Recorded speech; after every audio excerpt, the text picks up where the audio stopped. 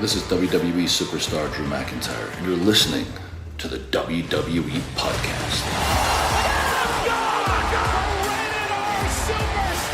The champ is the one that everybody wants, me. It's going to WrestleMania. Claymore! Austin 316 says I just whipped your ass. This is my iron. You're gonna acknowledge me. What's going on, everybody? Guys and girls, welcome back to another edition of the SmackDown Review right here on the WWE Podcast. As always, I'm one of the hosts of the show, Michael Ritter. You can find me on Twitter at Michael5Ritter, and also one of the hosts of the Football Function Podcast, available wherever you get your podcasts. Joining me on this episode, a birthday edition for John Carrasco here. Happy birthday, buddy. Thank you, man. You heard it, John Carrasco, a.k.a. Young Jonathan. You can find him on Twitter at Big Speaker, BIGG_speaker. John, how we doing? Well, man, I mean, of course, it's here. I mean, another trip around the sun, I guess you could say. And it's the big 30. 30-30. And, man, I don't know. I guess more people are kind of giving me like, oh, like now you're an old guy, I guess you could say. And I kind of against that, you know, still feel like I'm young, 25. 30 is the new 20. You know? But other than that, man, I mean, I'm here doing it. I mean, of course, ready to break down this good episode of SmackDown, of course. And yeah, man, enjoy the rest of this day. Yes, sir. We're doing the live format again. I am, I'm dealing with a little bit of, soreness still in the face. Yeah.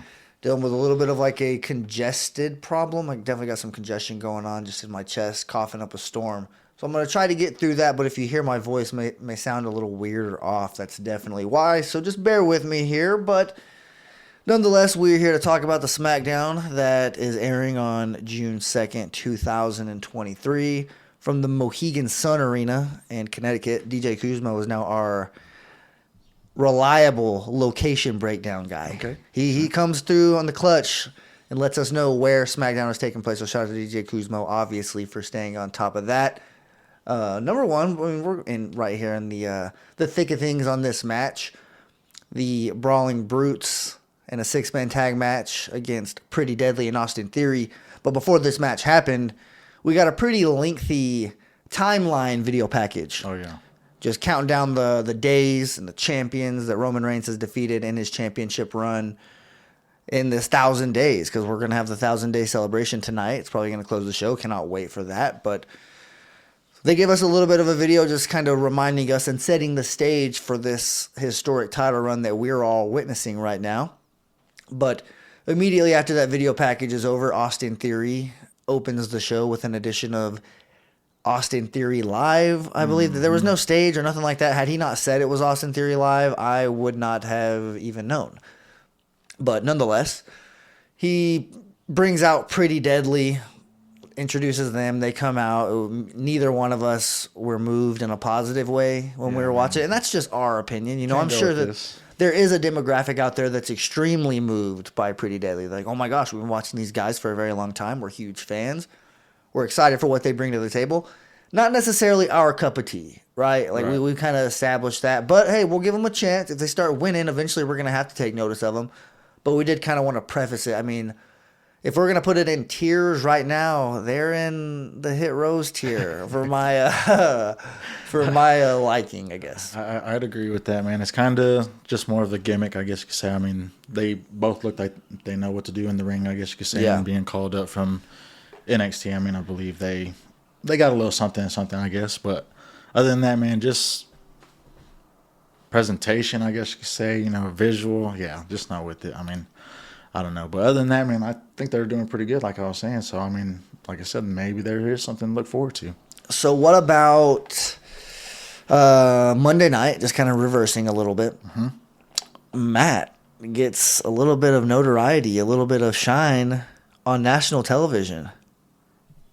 Yeah, man. I mean, I appreciate you actually showing that to me because, I mean, of course, I haven't watched Raw or anything like that. But, dude, that is freaking sick right there. I think that was a good amount of time. 10 seconds damn near, Yeah. I mean, maybe not 10 seconds, but, dude, still, I mean, that's some advertisement there. Oh, yeah. And then, like, the way even Corey Graves, he was like, It's a good way to start off. This is how you Raw. make an entrance. Yeah, yeah. Now this is how you Yeah. make an entrance. Oh, you're damn right.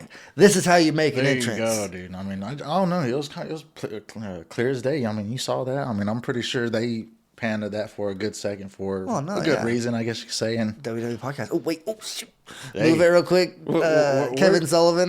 we're doing the dirty work for them already. They should already know. I mean, hey, welcome though. If you are a new listener from seeing the sign on Monday Night Raw, I think you're going to be glad that you decided to come join the community here at the WWE podcast because we provide a little bit of a different style of our delivery here. You got the main host, obviously, the one whose sign was there at Raw, Matt. Mm-hmm. But you have a collection of co-hosts that make up a nice Avengers-style team. Dibs on Spider-Man. Just saying, that was my superhero growing up. But although I will say, I mean, I think Thor kind of just makes sense if we're going cosplay-wise, you know. But hey, you know, that's neither here nor there. I'll be fine with either. Well, let's keep it to one of those two. Okay, but nonetheless, shout out to Matt, and shout out to you for being a new listener here at the WWE podcast. Obviously, subscribe on Patreon. $1 a month gets these episodes ad-free. You can join the Discord server, get a lot of extra benefits as well. So it is beneficial to say the least. But we're getting this match here, 6-man tag. You got anything else to add to that? Oh no, man! I'm just actually pretty impressed that that happened. You know, so good round of applause. Is this your first time podcasting on your birthday? Has to be, right? I mean, yeah. Last year was a last Thursday. year would have been a day ahead. Yeah, so I mean, I've been here. Yeah, I guess you could say, but on first time for the birthday. I'm pretty lined sure up. my first year podcasting, I had to do it on my birthday. Real? Yeah, it is what it is. I mean, That's- hey, it's a part of the life, man. Yeah. You know, I'm taking it in as I can, I guess you could say. And I need to go back like I and said, look a at shout out that. to you for bringing me along this trip, man. So Hey, yeah, man. appreciate you. You're a staple here on the show already. You've podcasted in what, 3 different years already now? I think it's about two. Because you started right at the very beginning, like the yeah. first week Yeah. of 2022. Yeah. So a full calendar year and a half. Not bad though. Yeah. I'm pretty impressed with myself too, you know, kind of stepping out the comfort zone, I guess you could say. That's the reason why. Zordon, definitely. But no doubt. yeah, But hey, I've seen a lot of co-hosts in this, you know, podcasting is not easy. Like it's a lot easier said than done. You know, people, they think that it's just talking into a microphone, but man, once you got to, you know, start doing the scheduling thing and realizing life comes up sometimes, but hey, you're still counted on to be there to do what you got to do, you know? So I'm used to it by now. I'm sure you are as well, you know? So it's just part of it. We enjoy it, but I've seen a lot of people who have not lasted a year and a half, Hey. you know? So that's definitely I'll take it. nothing to sneeze at, I guess. Ooh, we're getting Tim Beats at the Baron, I believe it is how it's mispronounced by You myself. see his Austin Theory's chest, man? Oh man, It's he's like taking he's some been getting shots it already. But yeah, we got 3 on 3 sides of the ropes. We got Theory and both members of Pretty Deadly, all taking the shots. Butch, Ridge Holland, and Sheamus, all just getting it in. Ooh, and then we're getting a little bit of a power slam. Not sure what the move is specifically called. Ridge Holland's trying to roll him up. Austin Theory with the breakup here. And obviously Butch trying to get him a little bit of action. But I will say this match taking up some time. Oh, yeah. I'm not really sure how long the opening package was. Couldn't have been longer than 5 minutes, though. So this match taking up a better part of 20, 25 minutes real time in terms of the show. So it is what it is. I'm not, opposed to it. You know, sign me up for more wrestling, no doubt. But, I guess we're going to go ahead and let this one finish. Or it might be finishing here pretty soon. Before I just speak too quick. Ridge Holland, because one of the Pretty Deadly members is covered up by the apron. His head is covered up. Ooh, we get a that was cheap shot by one of the smart other right there. members. Yes. That was pretty smart. Very smart if you're a deputy, you know what. But the way he kind of played it off as if he was the person that he was actually supposed to be going against, and then he snuck up behind him, yeah. you know, covering the face. Yeah, that Was did some strategic work right there. that did take the toll that it needed on Ridge Holland because Austin Theory comes up and he gets a roll up. That's really all I saw. There was a roll up win. But the heel team leaves this match with a win. Lengthy match here. Like I said, well over 20 minutes. But a pretty good way to start the show. Oh, yeah. We'll go ahead and see what happens next. Whenever we get back, we'll have a full breakdown for you. Okay, so we got Paul Heyman and Solo backstage. Well, first they showed a little video package of Night of Champions highlighting Jimmy Uso, quote-unquote, turning his back on Roman Reigns and that whole, I don't even know, debacle, I guess, if that's what you want to call it. But nonetheless, we see Paul Heyman and Solo Sikoa in the locker room, and Solo's not saying a word, obviously. But Paul Heyman's right there behind him, and he's mentioning how, they're on the same page. We don't need the Usos coming around tonight to stick their noses in this celebration after what happened at Night of Champions. And, pretty much just, if they do show up, Paul Heyman's just trying to pretty much get an okay from Solo, or a little bit of like maybe a head nod or like a eyebrow raise that he's going to take care of business, despite the fact that they're his brothers. But Adam Pearce does confirm a little bit later that the Usos' travel has been canceled. And even if they do show up, they double down on security. Of course that's going to work. That always works. Problem solved. Don't even think about the Usos. They're definitely not showing up, obviously. But, after this, we get a tag team match, Hit Row versus OC. This, I don't know when the match was announced, but I did see a little Twitter interaction earlier today. Hit Row put out a diss, Top Dollar specifically, for the OC. What'd you think about it now that you've heard it? This is just a thumbs down. Okay. I guess you could say. I mean, of course, he's trying to do all he can to make the little social media pop for him and stuff like that. New Disney Channel original beat. I am not with it. I am not. I mean, I can't. I mean, of course, there was a piece that made me laugh. I can't quote unquote it because I feel like around what part was it, or what reference? I'd have to just hear it again. I forgot. It's just something I'm not into. Like you said earlier, that tier of Pretty Deadly, bottom of the bottom, I guess you could say. So I'm not impressed. Let me say that. Mia Yim did bury them. Oh yeah, just with a little bit of a burn. So yeah, she brought up Swerve, and just mic drop on old Top, aka Flop Dollar. And they end up losing this match, the Hit Row, to the OC, thanks to a magic killer by Luke Gallows. And then Top Dollar tries to cheap shot Luke Gallows after the match. He actually does cheap shot him, but AJ Styles gave him a phenomenal forearm for all of his hard work. That looked nice. What'd you think about this match? Well, I mean, for me, of course, I guess it's something to get something going for them, I guess you could say. I don't feel like they were in the same tier as the OC, I mean, I get they have like the little faction and everything, women involved. So, I mean, it's kind of a balanced thing. But other than that, man, anytime Top Dollar or Hit Row, sorry, I'm already trying to label him as his own thing. But Gotcha. anytime they come around, man, I know it's just going to be a little squash match, good lunchable. Everybody just sit back and enjoy their time. But other than that, man, yeah, wasn't nothing for me, I guess you could say.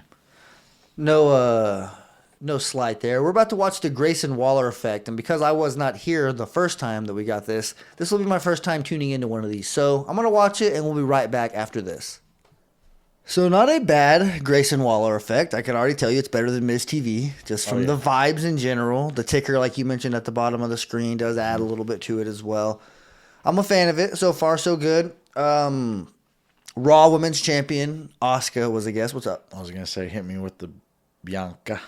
Yeah, that jumped out a couple times for sure. Definitely a little bit of a little twist on the name, huh? Yeah, for sure. A little distracting there when you're listening to the promo, but nonetheless, the Raw Women's Champion Asuka comes out. Timeout. What the hell? Raw Women's Champion. You said it right. They're holding the belt. They're holding that belt, I think. Like, I don't know what else I need to do, who I need to talk to get them to pull their heads out of their culo. Dang. Okay, Zelina. Yeah. Okay. Yeah. We need them to, just do the right thing. Like, it's obviously something that everyone is asking for. DJ Kuzmo, Detroit Kyle, both in the Discord agreed immediately when I said, please just, hashtag switch the belts. So that's nonetheless right there at the very beginning. Bam. Let's get that out of the way.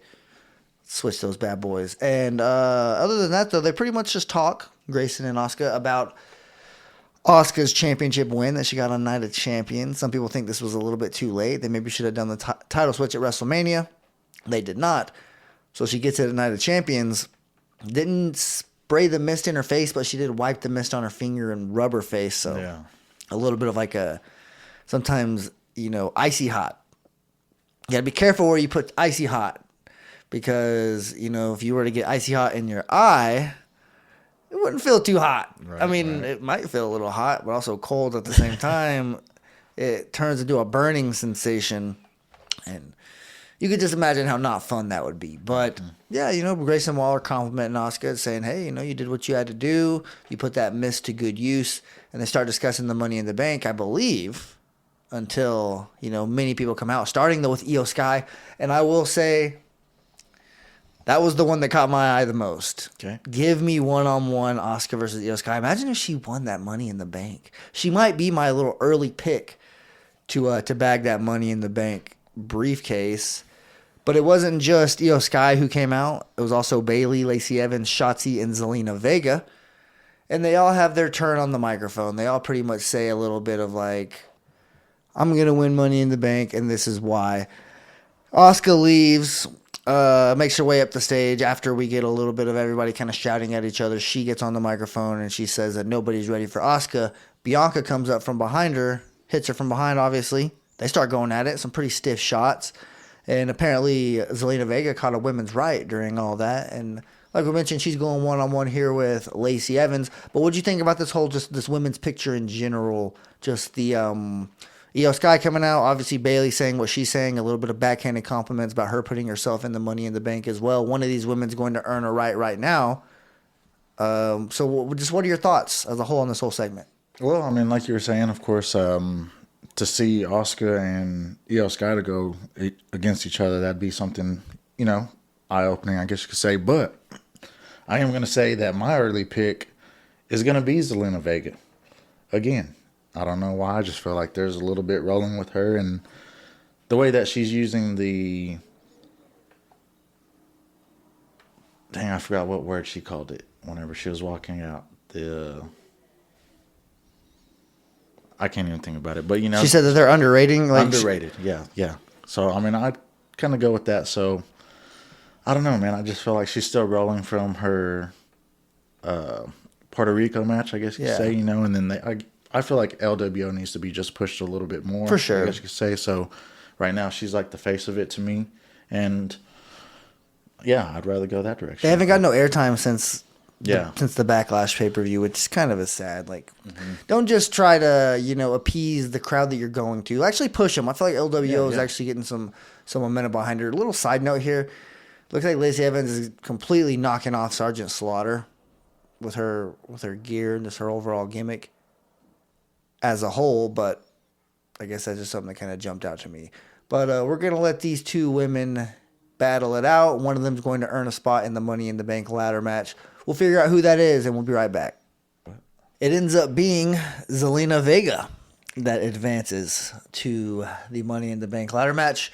To your delight, I wasn't rooting for Lacey Evans by any means, but, it was kind of a pretty dominant woman that I felt like could have made an impact in that match. But Zelina Vega, without a doubt, the hotter women's wrestler right now. Yeah, I definitely felt like she, what was it, the Code Red? She got the win with 1, 2, 3. But I don't know, man. I just, like I was saying earlier, I just felt like she has a little bit of momentum going. And to kind of backtrack on what we were saying about not seeing a video package from LWO, we ended up getting one right after that match. And of course, it's Santos Escobar, Cruz del Toro, Joaquin Wilde, they're all back there. And, Santos, he's just basically giving Zelina Vega her flowers, I guess you could say, saying that she put on for the LWO, and all the following, I guess you could say. And then they kind of just go off into like a little gazing mode, because they're both telling each other, asking each other, can you see it? Can you see it? Referring to them being the next Money in the Bank winners, I guess you could say, And then out of nowhere, you get a Rey Mysterio, pops in between them, and they're all just gazing off into the little daylight, I guess you could say. And, it's just a good little sight to see, I guess you could say, because they envisioning what they got going on and stuff like that. And like I said, I think Zelina Vega is going to be that one that kind of carries that little trophy. Possibility that she could win Money in the Bank. I think so. I mean, I believe she has a good chance. You know, she doesn't have to go after Rhea Ripley again. You know, now she has probably a better chance in Asuka. Well said, well said. And she will have the benefit of going after Asuka possibly immediately after she has a battle with Bianca Belair. Mm-hmm. Although last year Liv Morgan cashed in the same night that she won. So we haven't gotten a woman carrying the briefcase in a long time. Gotcha. So maybe a little cliffhanger. Hold it for a little bit, you know? Like, yeah. Make us wonder when she's going to cash it in and whatnot. Mm-hmm. But either way, I am looking forward to seeing who does join her in that women's Money in the Bank ladder match. Up next, though, we get a men's Money in the Bank ladder match qualifying match between LA Knight and Montez Ford. You already know how I feel about this. I kind of told you I wanted both of these guys in. I felt like this is kind of like having a 2 seed versus a 3 seed in a tournament. Like you want to kind of spread them out a little bit, you know? Gotcha. And I don't know. I just felt like the Money in the Bank ladder match could have featured both of these guys. It's not going to. I don't really know who's going to win. But I'll go ahead and I'll get out behind LA Knight right now. Yep. And I'll go ahead and make that prediction just from where I'm standing. I think that, I mean, he's as hot as can be with the crowd. If they were to have him lose, and I know Montez Ford has a bright future as well, but it just seems like LA Knight is in prime position to go on a little bit of a run here for the summer. Maybe go on a little bit of a feud that could end with him at SummerSlam.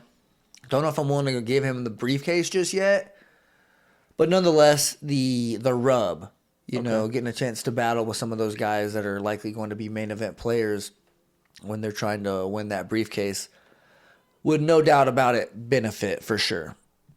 Well, yeah, man, I definitely agree with you. I do feel like LA Knight is definitely on a roll, I guess you could say, given the fact that he just had I guess you could say, interesting little feud with Rick Boogs and everything like that. So I definitely feel like he's, like you said, rolling, getting some momentum behind him and stuff. So this one's kind of tough, man. I really don't know who could even be possibly the actual winner of this, you know. But, I mean, or, you know, Money in the Bank carrying it, but I mean, to me, it's kind of just an open game, you know, and I'm all for, like, the options that we can get out of all the roster, I guess you could say. So, yeah, this right here definitely has me for an open slate, I guess you could say, and definitely take it one Friday at a time, I guess you could say.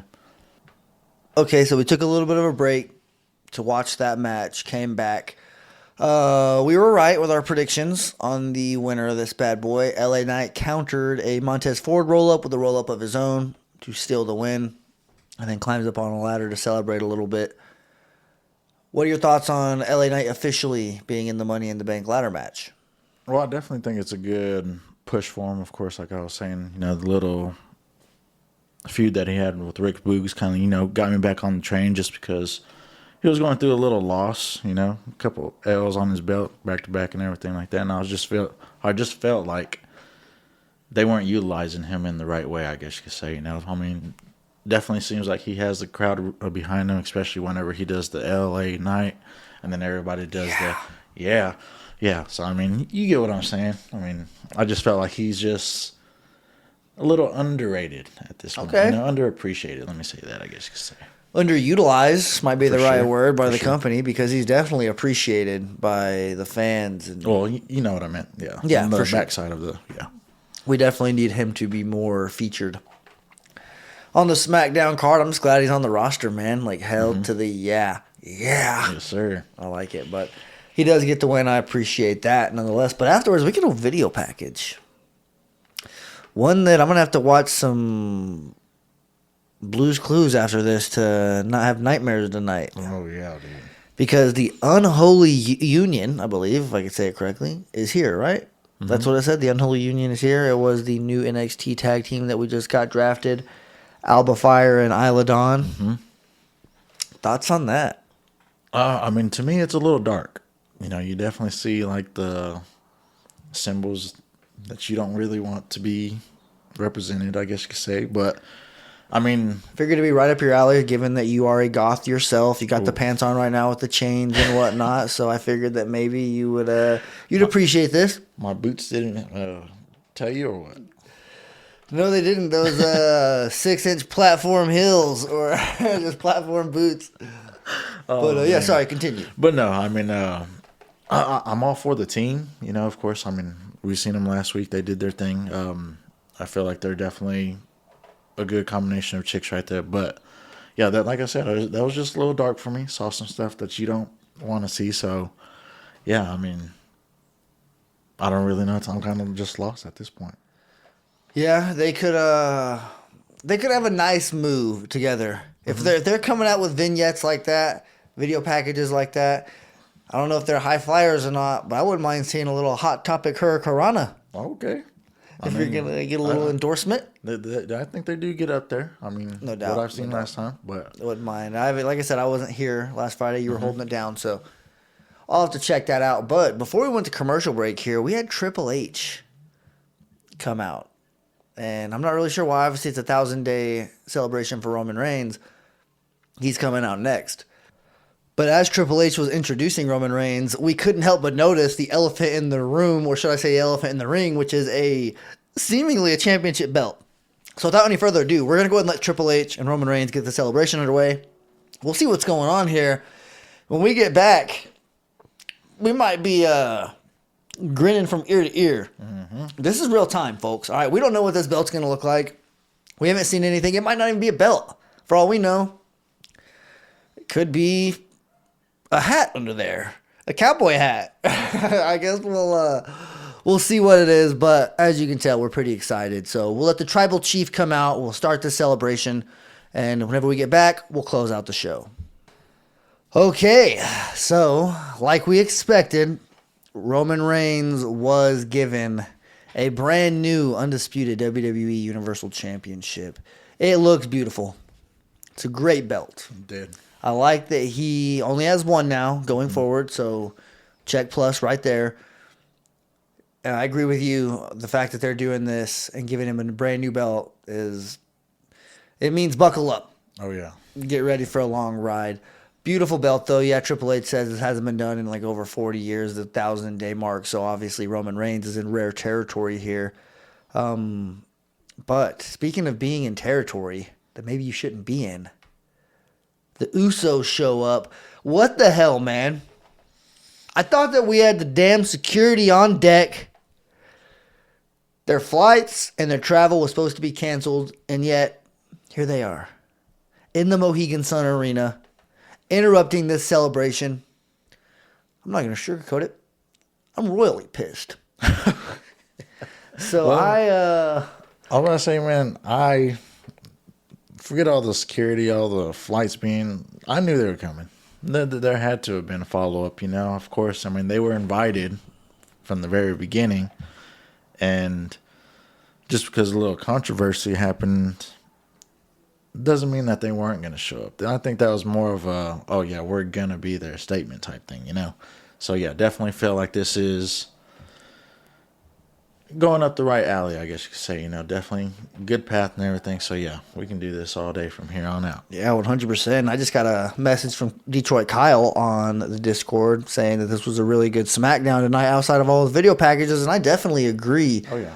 Great SmackDown, memorable. People are going to be talking about this belt. There's going to be videos of it and pictures of it just tweeted left and right. Because, I mean, hey, it's worthy of being talked about. Mm-hmm. But the fact that now we have that World Heavyweight Championship on Raw, and now we get a brand new shiny championship here on SmackDown. It's a great time. Yeah. Just beautiful. Both belts are beautiful, man. Mm-hmm.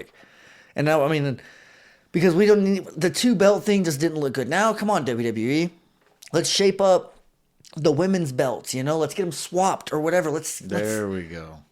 Let's stop freaking calling them Raw Women's Champion or SmackDown Women's Champion. Can we not just call them the WWE Women's Champion and the World Women's Champion or something like that? You know, the WWE Women's Champion or the Universal Women's Champion. I mean, the Universal title really isn't talked about right now, but now we get the Usos face-to-face with Roman Reigns, specifically Jimmy Uso. Sorry, guys, we got to pause this and see what the hell's going on here. Well, that main event segment did not disappoint. Once the Usos went out there, it was pretty all gas, no brakes. I mean, they weren't pedal to the metal, but it was nonstop accelerating is a better way to phrase it. We get Roman and Jimmy face-to-face per usual. And, well, not per usual, but as you would expect here and the way things have unfolded. I'm a little flustered right now, just being honest. That was a hell of a segment. But Roman begins demanding that Jay kicks Jimmy in the face. That's kind of how it starts. Mm-hmm. Kick him in the face. He kicked me in the face last week. Why not? I mean, kick him in the face right now. Do what you're told. I'm demanding that you do that. And Jimmy pretty much says, no, that ain't how it's going to work right now. Pretty much telling him that they're done, right? They're done being his little lackeys. They're done just being, I guess, his stepping stones and his little dogs on a leash that people have used a lot. And he pretty much just uses the brother card. This is my brother. I'm going to defend him. And that's my brother, pointing at Solo. Mm-hmm. And Roman says, why are you acting like you're the leader here? Why are you speaking for everybody? Why don't you let Solo speak for himself? And Solo says, I acknowledge you, my tribal chief, but these are my brothers. And he goes and stands with his brothers. And at that moment, I'm thinking, what the hell? Because Solo is not usually a deceiver. What you see is what you get. Mm-hmm. He wears his emotions on his face, literally, and it's real easy to navigate like what he's thinking or feeling or whatever. I mean, he looks pissed off all the time, but he's not one that hides his feelings. And he goes over there, and Jimmy says, look, we could still do this, what we've been doing. We could still run this place. Let's do it together. We're the bloodline, right? We're still the ones. And Roman embraces him for a hug. But first things first, Jimmy Uso at one point in this shoves Roman Reigns' face, which was surprising for sure. But whenever Roman Reigns leaned in to give him a hug and, basically tease us, lead us in the wrong direction, and then say no. And then give Solo that little bit of a look. And Solo hits a Samoan spike heard around the world. And that was it. He took his brother out. Jey Uso was not harmed in this segment. But as Roman and Paul Heyman and Solo were walking up the stage, or walking up the ramp up to the stage, Paul Heyman specifically asks Roman, what about Jay? And Roman says off mic, Jay's going to do what he always does, fall in line. And I'm at a loss for words here. Hopefully you have mustered up something on this, because I'm going to be honest, I don't know what the hell to think. Man, I mean, this is kind of falling in the direction that I want it to go. So, I mean, I'm all for it. I mean, of course, eventually down the road, like I was telling you off air, Jay is going to be the one that has to handle this business, I guess you could say. And, yeah, man, like I said, maybe about a good year, I think Roman holds on to this, maybe around, SummerSlam next year. That'd be probably a good time. But other than that, man, yeah, I mean, the whole build up to this, the little roller coaster emotional ride that they're taking us on, man, this is some good stuff that I'm looking forward to every week. So, I mean, I can't complain about it. Jimmy, I mean, with the face shove, definitely was a shocker to me. But, I mean, I feel like Roman kind of deserved it after all the times that he's done it to him in a way, Of course, I mean, taking the kicks to the face and everything was pretty much a big deal right there. But Solo, man, definitely shocked me. I was like, whenever I saw his hand open up to where when they kind of started putting him off camera but still cutting to him, I was like just waiting for something to happen. And sure enough, that's Samoan spike. I was kind of expecting after I saw him open up. It's damn near the new. It's damn near the new RKO. Oh yeah. Like when you look at it, it killed Drew McIntyre, not literally, but just that match that they had. Ended Cody Rhodes, finished the story. Yeah. And now it was used on his own brother, man. Brilliant stuff. Continues to get better. Now there's a new championship in the mix. Gotta love it. That belt. Well, I gotta say. I mean, I'm glad that they kind of moved away. I mean, it was kind of crazy that they took both belts. Yeah, going back, that was the last bit that we're gonna see maybe those trophy two. Case. When he comes out, when he comes out next week or whenever, he's gonna have one belt. But think about it, even if he was just carrying all three of them, just to showboat, I guess you could say. I wouldn't put it past him. I was about to say, I mean, I think that'd be a good way for him to kind of just put everybody on notice. Dang, I got, But of course, I mean, it's all part of it. Like I said, maybe hang those bad boys up. Yep. Over here. Oh, yeah. We got our own little collection going. I got a couple that I need to get. We'll cross that bridge whenever we get there. But I do want to thank you guys for listening to the SmackDown review. We have come to the end of the show. Appreciate you guys joining us here for this live review, obviously in the Discord chat, and then just listening. Wherever you are, whatever you're doing, hopefully you're enjoying your weekend and just getting some QT, some quality time in, whatever that is to you, whether it's relaxing at home, watching one of your shows, binging some wrestling stuff on Peacock, or just spending some time outside, going to do something productive. I don't really know exactly what you guys are doing, but hopefully you're having fun doing it.